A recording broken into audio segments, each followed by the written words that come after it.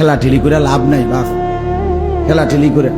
সুন্নি ওয়াহাবি, এটা সুন্নি এটাও গালি না, ওয়াহাবি এটাও গালি না, দুটোটাই দোয়া। সুন্নি মানে রাসূলুল্লাহ সাল্লাল্লাহু আলাইহি সাল্লামকে অনুসরণকারী, ওয়াহাবি মানে যে আল্লাহ তাআলাকে মহব্বতকারী। ওয়াহাবি মানে আল্লাহওয়ালা, সুন্নি মানে নবীওয়ালা। খালাস, তো একজন মুসলমান আমরা নবীওয়ালাও হওয়া চাই, আল্লাহওয়ালাও হওয়া চাই। কথা বুঝেন না? চলেন মিলেমিশে আমরা সবাই আল্লাহকেও ভালোবাসি, রসুলকেও ভালোবাসি, সাল্লাল্লাহু আলাইহি ওয়াসাল্লাম, নবীকেও ভালোবাসি, সবাই ভালোবাসি, সবাই ভালোবাসি। অতএব ধাক্কাধাক্কি করে লাভ, ঠেলাঠেলি করে লাভ, ঠেলাঠেলি করে আগায় না।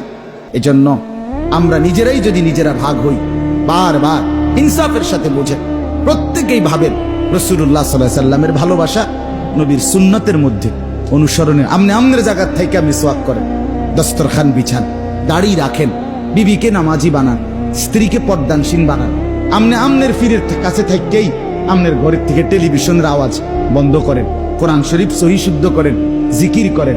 আমনে আমনের জায়গার থেকেই নবীজি সাল্লাল্লাহু আলাইহি সাল্লামের সুন্নাত মোতাবেক নিজের জীবন চালান, কোনো অসুবিধা নাই।